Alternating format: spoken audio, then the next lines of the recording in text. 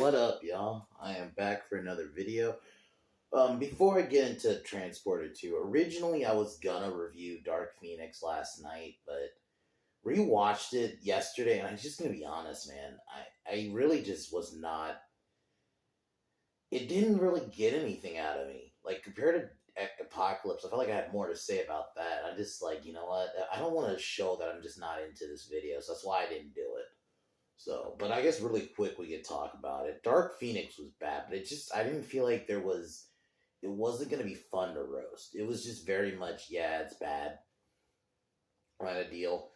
Sophie Turner's just not, she's awful as Jean. And granted, it was funny, the way they kill Mystique off was pretty funny. And the X-Women line is cringy. They do kind of make the professor kind of a piece of shit in the movie, though. Like, they have him, like, put his children at risk. It makes no sense. The professor would never do that as a character. That's never been his thing. I do like Michael Fassbender still as Magneto. He's like the only positive of that movie is him. But Jessica Chastain, some of the worst acting. She was so boring. Like, and I get it. She's technically, I think she's supposed to be playing an alien like a Skrull, but the Skrulls, I get it. She has to be somewhat deadpan, but my God, there's a way to do deadpan and still be interesting. She was so boring and dry. Every time she was on screen, I'm like, I'm supposed to take her seriously. And I've seen her in some other stuff, and she's okay. I've seen her in other stuff, but in this, she was just terrible. So yeah, the movie was not good.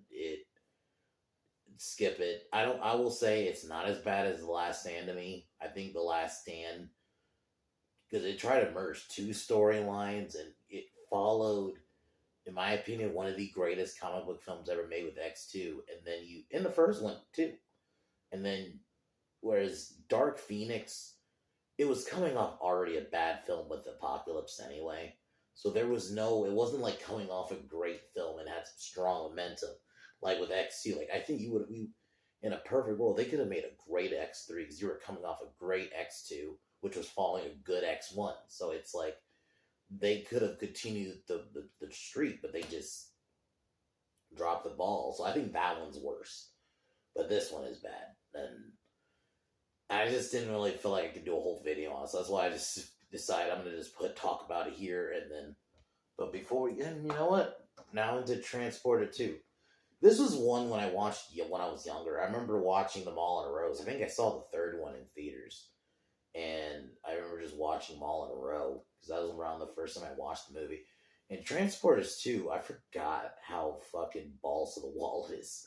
The fucking scene where he fucking, because there's a bomb strapped to his car, which his car is a fucking tank, by the way. It could just so much, the amount of damage his car takes in this movie is pretty hilarious. It's the Batmobile, basically. He fucking hits like a crane because there's a bomb under his car. And he hits the crane, and he's able to get out in time. It's like a modern Fast and the Furious scene, basically. And some of the fighting, Jason Statham literally throws a pipe at a dude, and it goes through like a spear. It is so funny shit. But I do like some of the fight scenes, and I do like the premise. You know, Frank's trying to, he's been aside to watch Jefferson Billing and his family. You know, he's watching over his son Jack. He picks him up from school every day. And unfortunately, while he's supposed to take Jack to the doctor's appointment, Lola and her husband Gianni, I think, he's the villain of the movie. Oh, he was actually pretty good. He was hateable. She kills all the doctors and I'll admit, Lola was hot. Like, and that's kind of the point of her character. She's just supposed to be the hot, crazy villain chick, and she works. I think she delivered it. Because I don't think she's an actual actress. I think she was just a model. But she was still able to pull it off. I mean, I think the director or whoever directed this did a good job at, like, you know what? Let's not have her say a lot. Or have her say a lot, but try to not. She's a crazy chick. Just act crazy. It's not that hard. And I think they did a good job with that. And yeah, like, the action's crazy. Yeah, some of the CGI is horrible. But it is a fun action flick. And that's why I like it. It's dumb fun. It's definitely not as good as the first one. I think the first one's definitely probably objectively a better film, but I do like the aspect of Frank trying to save this kid, because he unfortunately after witnessing that, they chase him down. They manage to force him, not convince him, force him to give them the kid. They inject him with a virus, and then they technically give the kid back so they can infect others. And Frank has to go get the antivirus, and the cure, and try to stop Gianni. That's pretty much the movie. It's a fun little action flick, very dumb, some of the action stunts, but it's still good. I think there's still some fun choreography. I love the use of the environment. That's one of the things in action flicks that always you'll get me. One of the reasons I really love John Wick and the Extraction movies, and Equalizer too, is how much they use environment. It's realistic, because you're gonna do that if you're especially in a street fight. People are trying to kill you. You're gonna use the environment to help you.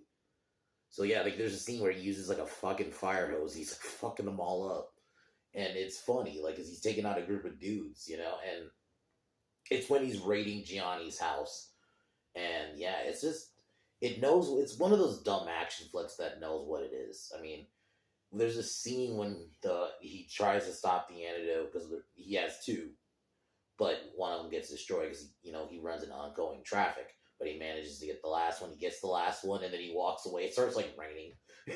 All of a sudden, it just starts raining, so you can have the dramatic walk away with the rain. It's some of the funniest shit. I love this movie. It's just balls to the wall fun, and that's probably what I'm gonna title the video, because it is. It's one of those balls to the wall action movies. It's not as strong as the first one objectively, but I do love it. So I'm interested to see because it's been a little bit since I've seen. I remember liking it, but it's been a little bit since I've seen Transporter 3, so we'll be doing that next week. But yeah, Jason Statham's great. And it's perfect actually reviewing it at this time, because next week I'm going to be seeing the Beekeepers movie with Jason Statham, so why not?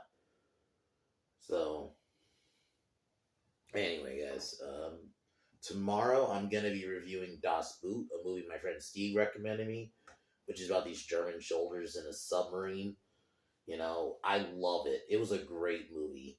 Pretty good, interesting, take too, because we rarely, in a World War II film, do we get, a film about the Germans from a German perspective. It's rare. It's one of the rare ones they actually do.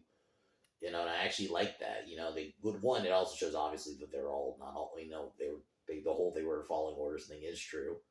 But also the way it showcases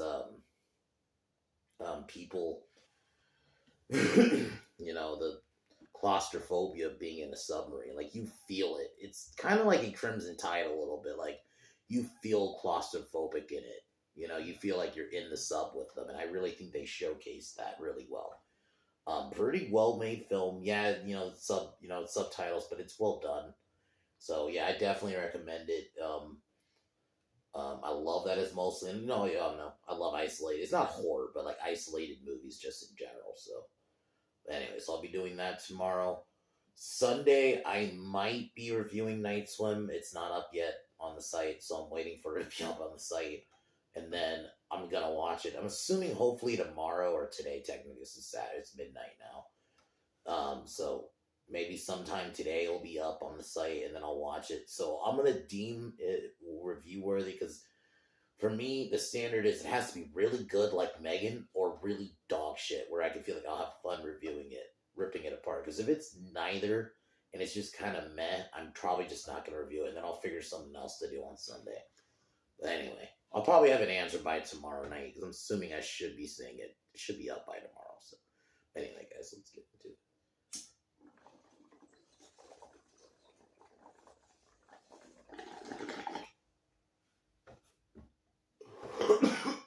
The movie starts. We see that Frank, is now a chauffeur for the Billings, who, he takes their kid, Jack. And I gotta say, pretty good, decent kid actor in the film, too. And I do like the friendship they kind of form. Like, when he goes through the rules of actually, before that, we get an awesome fucking action scene where this girl tries to set him up, and try to rob him, and he fucking fucks them all up. Because we see that his car is voice activated, so they try to steal it, but they can't just leave with it. So they try to, and he just fucks them all up, man. Just the use of, um, practical effects and all, not practical effects, but like the use. I meant to say use of environment. I love when action flicks do that. The use of the environment is such a realistic thing to do, and I love that. It was a fun little fight. Like I actually liked the fight, the choreographed fights. Yeah, some of the fights later on get a little get ridiculous, but I still love it. But I do like that this was like the more. It does have more of a feel of the first one, you know. So yeah, it gets way more ridiculous towards the end, but yeah. So he drops Jack off, and then um, Lola, who's the girlfriend of Gianni, has her pose as a doctor. It's basically kill everyone in there and pose as a doctor so they can kidnap the kid because they know the kid's going to be there. So the kid arrives with Jack. He promises him, like, oh, you're not going to get hurt because they've been following him and stuff. So they try to inject Jack with, like, the virus, but Frank realizes something's up. And she hears a name that somebody said that because Lola says, "Oh, this guy isn't here." And then he sees a guy come out with that said name, so he realizes something's up. Goes in the room and beats up everyone in. We get a cool action flick. We see Lola take. She's in like fucking tights, not tight. She's in like a bikini skirt. She's got stockings on. Like yeah, they let her like. This was back when movies actually let women be hot. And yeah, she was the villain. So yeah, she's just shooting. She has like, I'm assuming they were like G18s, but I could be wrong. And just started shooting up the place. And yeah, we got a pretty crazy action scene. We got Frank taking some people out. They managed to get out, but she has a guy on the outside. She orders him to put like I'm assuming it's like a bomb on the car. And yeah, this car is a fucking tank, by the way. Because there's a lot of chase scenes in the movie and it just takes a lot of fucking damage. It's pretty hilarious, like the amount of damage this fucking car takes. It is insane. But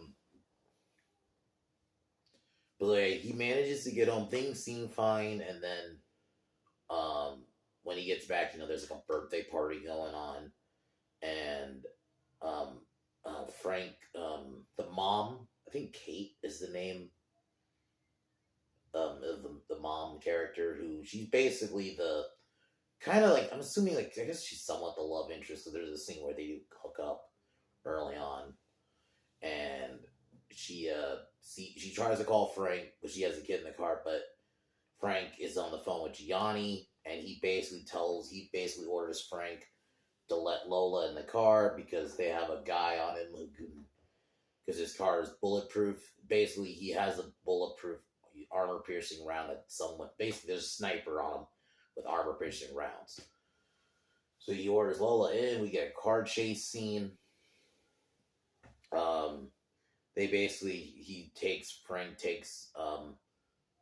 Goes to, this is where they meet Gianni, and they basically force Frank to give them the kid, and he leaves, but they wreck a bomb on the car. And then this is where we get the crazy scene where he drives up on the crane and tries to get the bomb off. It's so ridiculous. Like, okay, movie. And then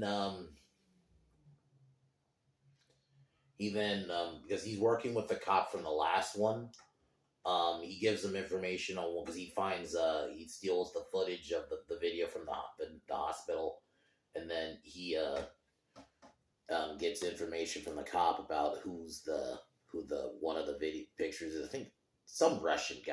I'm gonna say it's a Russian name. And he finds him. We get a chase in between them.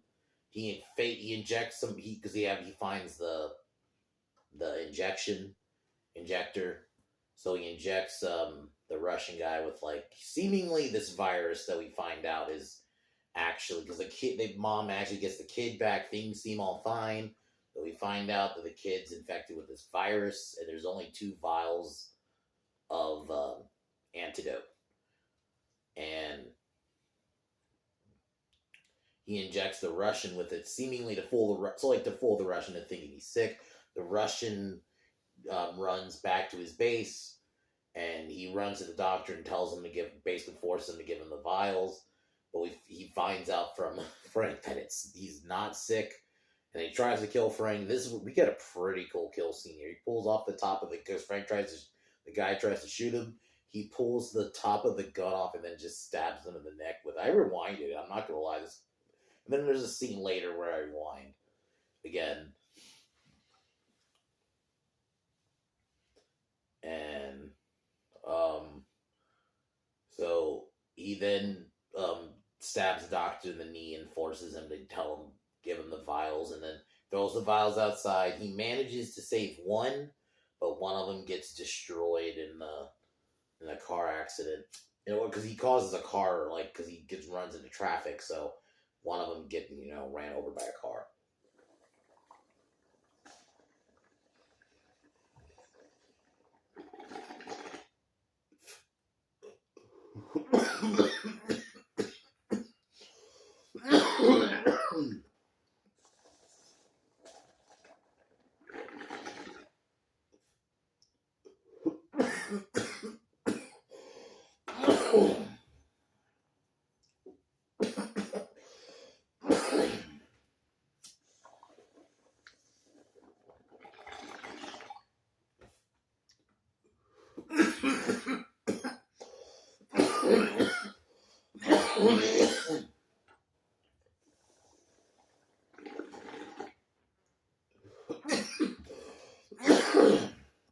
So yeah, so yeah, Frank goes back to the house, gives the kid the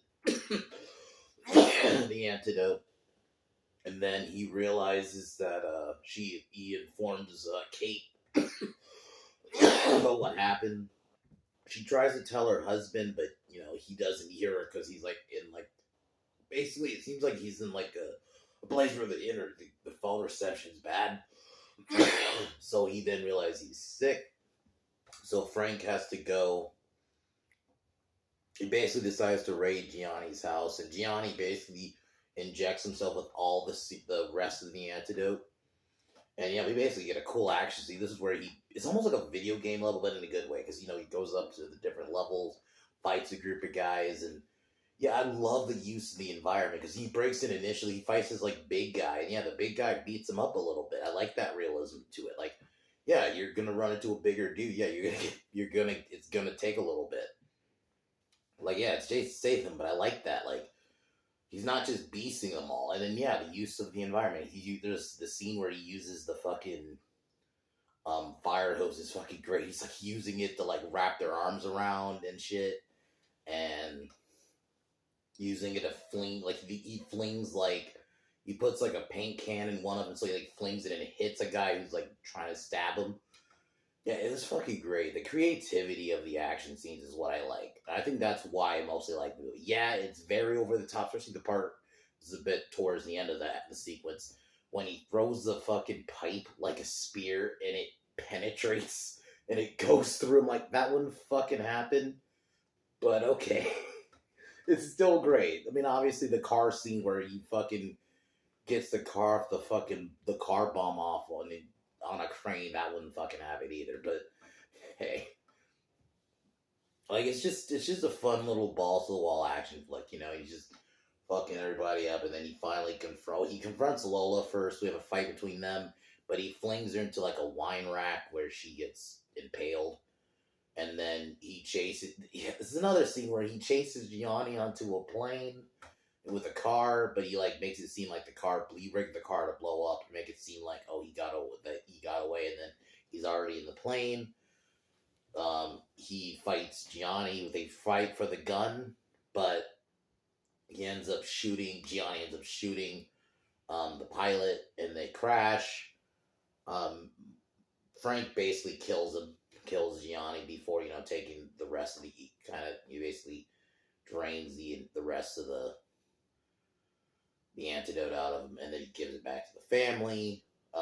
There's a scene where he has a nice, not a moment, but he kind of leaves flowers and sees the kid having more clothes, because basically the arc of the family is the father's working too much, that kind of, and because of his job, obviously he's in danger. But yeah, I actually really love this movie. It's a fun little movie. It's not great objectively, like story wise. It's not good. Some of the action scenes are very over the top. It's very much an over the top. I guess some would say you could say it jumped the shark a little bit from the first one, but I like it, man. It's not as strong as the first one, but I do love it. It's like I would probably give this one a 7. We'll see where 3 goes. It's been a little bit since I've seen that one too. I remember liking it. I don't know if they dial it back or so, but yeah. Overall I like it. So that's all I can really say. So tomorrow gonna be reviewing Das Boot, which is gonna be nice. I actually like this movie. This was a nice interesting take, on another interesting World War II movie, And yeah, from the German perspective, that's one of the rare things. You don't get that anymore. Obviously, you're not going to get that today, but and it's also just even if you take the war aspect out, this them underwater and all that is great. So anyway, I'm gonna be talking about that tomorrow. Friday on Sunday, make potentially Night Swim if it's worth reviewing. If not, I'll probably do something else. But anyway, guys, I'm gonna call it here. Transporter 2 was great. Next Friday will probably be Transporter 3. Also announced this other day. We're gonna be starting the Saw franchise soon. I'm probably gonna do for right now. I might just do Tuesday. I think I'm liking Transporter Friday. I mean, I know there's like 3 of them, so maybe when we get done with these movies, I'll probably move the Saw reviews to Friday. But for right now, I might just do them on Tuesday. So next Tuesday, we'll be doing the first Saw. But anyway, guys, I'm going to call it here. End of year. Can't wait to see what the rest of 2024 brings us. But, yeah, so Transporter 2 was fun. 7 out of 10 movie.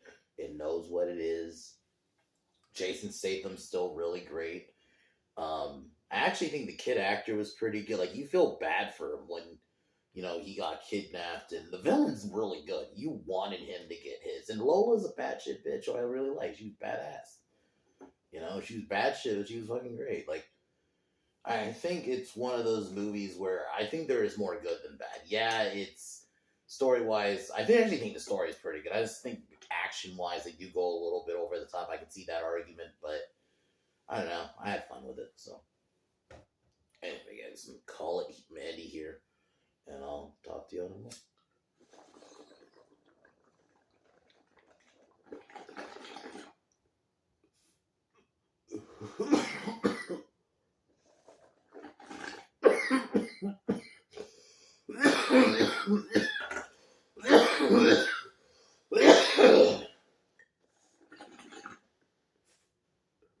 Alright, y'all.